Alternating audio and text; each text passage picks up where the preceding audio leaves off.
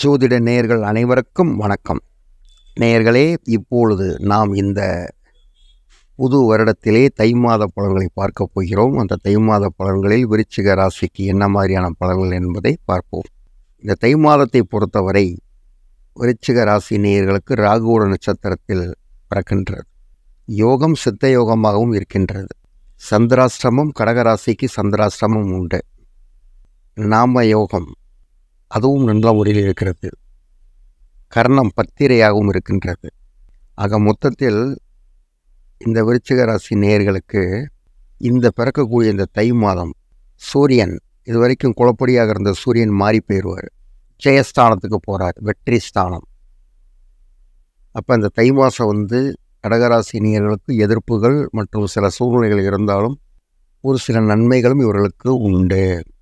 இவர்களுக்கு ஒரு முக்கியமான எச்சரிக்கை என்னவென்றால், கோபப்படுவதை மட்டும் தவிர்க்க வேண்டும். அப்படியென்றால் அவர்கள் கோபப்படுவதை சற்று தவிர்த்து விட்டால் எல்லா வகைகளிலும் இவர்கள் சிறந்து முன்னேறுவார்கள்.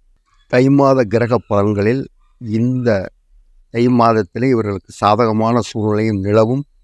எதிர்பார்த்த காரியம் உடனே வெற்றி கிடைக்காவிட்டாலும் கொஞ்சம் வெயிட் பண்ணி வெற்றியை இவங்க அனுபவிச்சுருவாங்க. அந்த கொஞ்சம் வெயிட் பண்ணுற நேரத்தில் மட்டும் இவங்க அவசரப்பற்றக்கூடாது. தானாக வந்துவிடும்.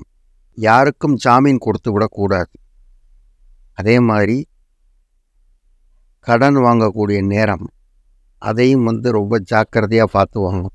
கடன் கொடுக்கக்கூடிய நேரம், அந்த கொடுக்கும்போது எவ்வளவு கொடுத்தோம் அப்படிங்கிறதெல்லாம் மறந்துடாமல் பேப்பரில் எழுதி வாங்கிடணும். நம்பிக்கையின் பேரில் விட்டோம்னா அவங்களே பகை மாதிரி ஆயிடுவாங்க. மாணவர்களுக்கு கல்வியில் ஆர்வம் அதிகமாக இருக்கும். படிப்பும் இன்னும் நல்லாயிருக்கும். அதாவது ரொம்ப ஓவோன்னு சொல்ல முடியாது, ஆவரேஜை விட கூட மார்க் எடுத்துருவாங்க. கலைஞர்களுக்கு, கலைத்துறை கலைஞர்களுக்கு காரியம் ஒரு 40% சுமாராக இருக்கும். அவசரப்படாமல் இருந்தீங்கன்னா இன்னும் நல்ல பலன்களை நம்ம அடைஞ்சிடலாம். திருமண வரன் பார்த்து காத்து இருப்பவர்களுக்கு இது இந்த காலகட்டம் சுமாரான காலகட்டமே. அதனால் பார்த்து ஜாதகத்தை கொடுத்து சலிச்சு போச்சு அப்படிங்கிற ஒரு மனப்பான்மையை உண்டாகும். அதனால் அந்த மாதிரி விஷயங்களுக்கும் அவசரப்பட்டுற வேணாம். இந்த காலகட்டத்தில் தான் ரொம்ப கொஞ்சம் சூதானமாக இருக்கணும்.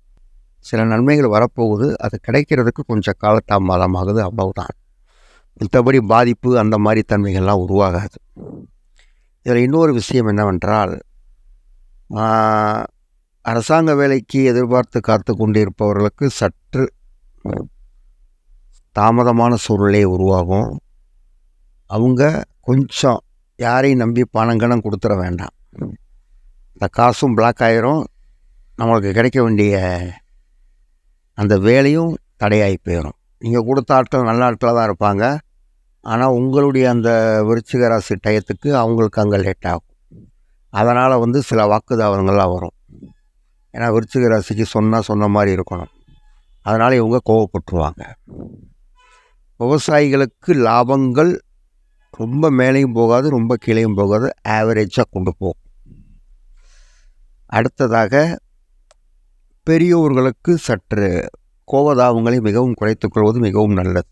அடுத்து உத்தியோகஸ்தர்களுக்கு அவர்கள் யாரிடமும் எதையும் நம்பி காரியங்களை ஒப்படைக்க வேண்டாம். அது தோல்வியில் முடிந்துவிடும். ஆனால் முடிந்த வரைக்கும் எல்லா காரியத்தையும் நீங்களே செய்யுங்க. ஆக மொத்தத்தில் தை மாதம் உங்களுக்கு ஒரு ஆவரேஜான மாதம். இது எல்லாமே கோட்சார பலன். இதில் அவங்கவுங்க ஜாதக ரீதியாக அமைப்புன்னு ஒன்று இருக்குது. ஒவ்வொருத்தவங்களுக்கு சுக்கிர திசை நடக்கும், ஒவ்வொருத்தவருக்கு பார்த்தோம் அப்படின்னா சந்திர திசை நடக்கும். அப்போ அந்த மாதிரி தன்மை இருக்கும்போது பலன்கள் மாறுபடும். அப்போ அந்த சுக்கிரன் திசை நடக்கும்போது என்ன டிகிரி கோணம் வாங்கியிருக்காரு, சுபர் வீட்டில் இப்போ எத்தனை சுபகிரக பார்வை இருக்குது, இதை பொறுத்து மாறுபடும் போது இங்கே ஜாதகம் தசா புத்தி அந்தரம் நல்லா இருக்கும்போது இங்கே கோச்சாரத்துடைய கெட்ட பலன்கள் தடைப்படும். அதனால் நேயர்களே, விருச்சிக ராசி நேயர்கள் இன்னும் பலவிதமான வளங்களை இந்த தை மாதம் பெறுவதற்கு என்னுடைய வாழ்த்துக்களை தெரிவித்துக் கொள்கிறேன். நன்றி, வணக்கம்.